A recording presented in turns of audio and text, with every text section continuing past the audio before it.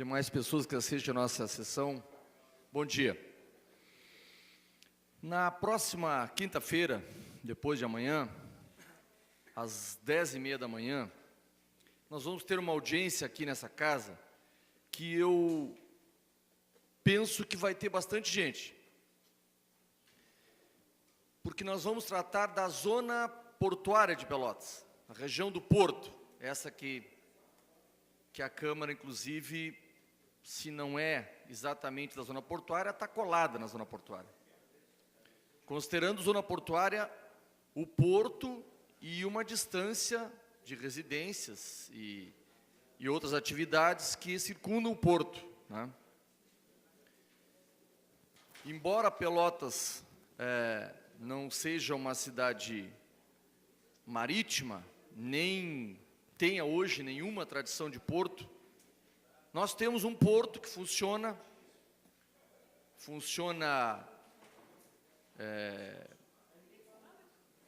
timidamente, dá para dizer, né? Mas que tem um funcionamento, transporta ali um material que é excedente do cimento, parece que o nome é clinker, né? E transporta arroz, né? E agora há um projeto de passar por Pelotas um volume muito intenso de madeira destinada à celulose e depois ao papel, que vai fazer uma rota Pelotas-Guaíba e depois Guaíba, Pelotas, Porto de Rio Grande. E é muito caminhão, é muito navio, são muitas toneladas de madeira e pasta de celulose que vão passar pelo Porto de Pelotas. Ocorre que faz muitos anos que o Porto de Pelotas foi, eu não vou dizer abandonado, mas ele foi sendo subutilizado, utilizado muito pouco. E com isso ficou uma região onde funcionavam fábricas, vereador Beto, da Z3, onde funcionavam fábricas que tiveram sua história, tiveram sua grandiosidade em épocas áureas da cidade. Eu me refiro aqui à Brahma, a fábrica de bolachas e massas cotada, a Cossulan, que outras nós podemos lembrar aqui? Fiação e tecidos, talvez a maior em área que tem ali. E outras, eu estou falando aqui da região, o vereador Valdomiro está citando algumas aqui já, mas eu estou citando aqui da região. Isso tudo ficou abandonado com o tempo. A cidade perdeu força nesses produtos e a Universidade Federal traçou um plano, há alguns anos atrás, de ocupar essa área. O ângulo que eu estava esquecendo, talvez o principal de todos, mais sudeste, lá embaixo, e outros, tinha frigorífico, não lembro, tinha dois lá embaixo, agora estou esquecendo o nome. Casarim. A Universidade Federal se desloca do campus do Capão do Leão, em grande parte, e se instala na região portuária.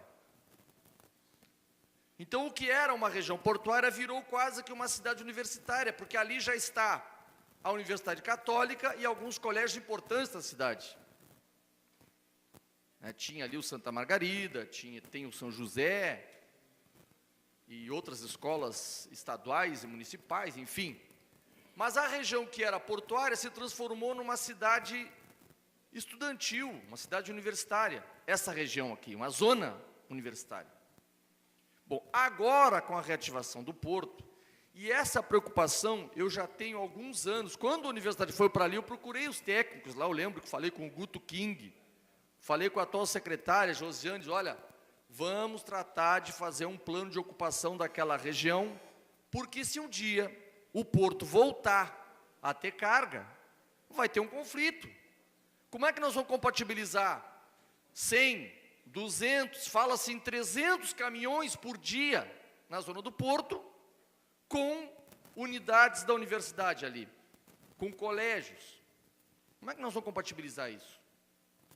Como é que nós vamos compatibilizar 300 caminhões por dia com casas centenárias que existem aqui nessa região, com mais de 100 anos? Pelotas tem 200, certamente que tem prédios com mais de 100. Vai suportar?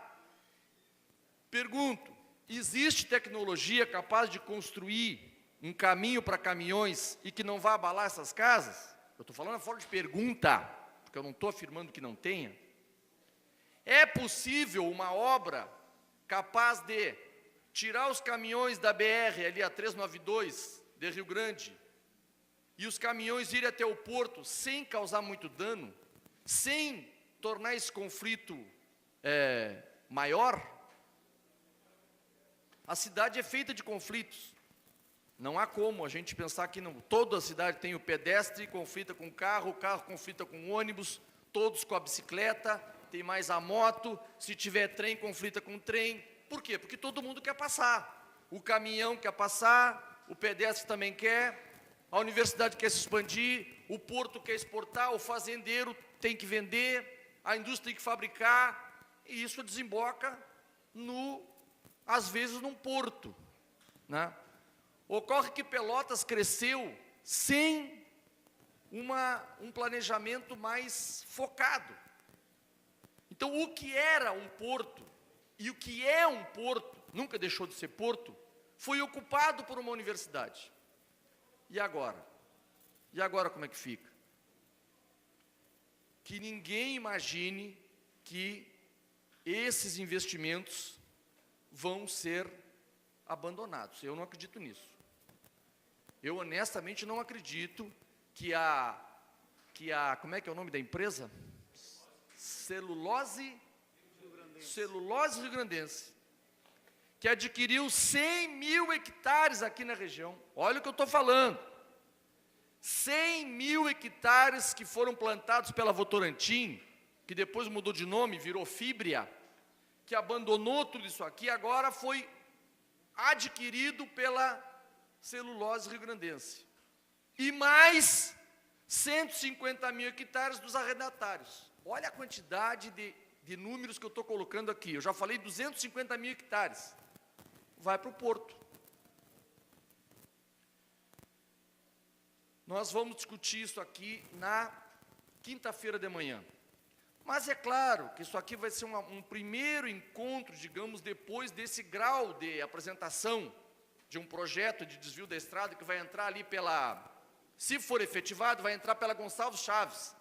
Sai para cada ponte de São Gonçalo, dobra elevado ao lado de São Gonçalo, na Gonçalves Chaves, entra 2 quadras na Gonçalves Chaves, dobra pela Conde de Porto Alegre, 6 quadras e vai lá no porto. Esse é o trajeto dos caminhões que está sendo previsto. Fora aqueles que saírem por outros caminhos, né? Eu não sei como é que vai ser isso aí. Mas, de qualquer maneira, é uma transformação gigantesca que se avizinha. Tem mais a questão cultural, que não pode ser ignorada. Tem toda a questão ali das doquinhas, tem toda a questão do casario da cidade, das ruas, da Benjamin Constant, enfim, de prédios históricos também. Então tem universidade, tem caminhões, tem porto, tem plantadores de madeira, tem ativistas culturais, tem moradores da região, todo mundo querendo saber o seguinte: como é que vai ficar a minha vida depois desse projeto? O que é possível compatibilizar?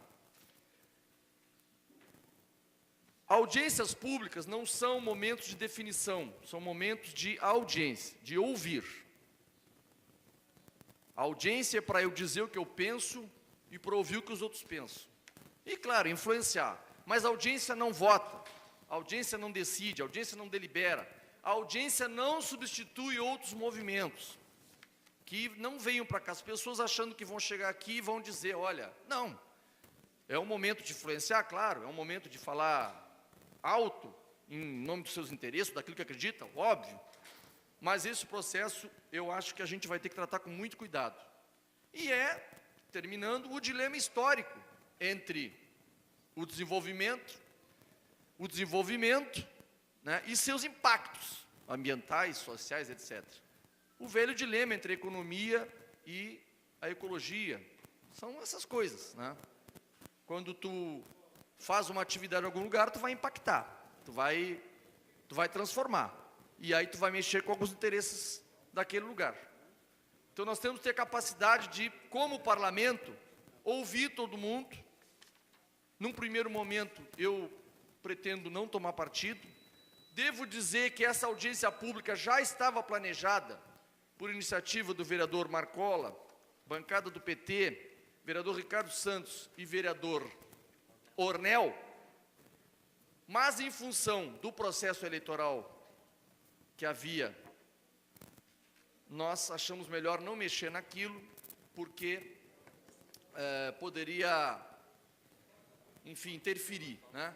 Aí o pessoal do movimento Ocupa Quadrado me procurou e a gente então nós vamos decidir a condução do processo aqui, mas seguramente quinta-feira de manhã esse plenário vai estar com muita gente interessada nesse processo da Zona Portuária de Pelotas. Era isso, obrigado.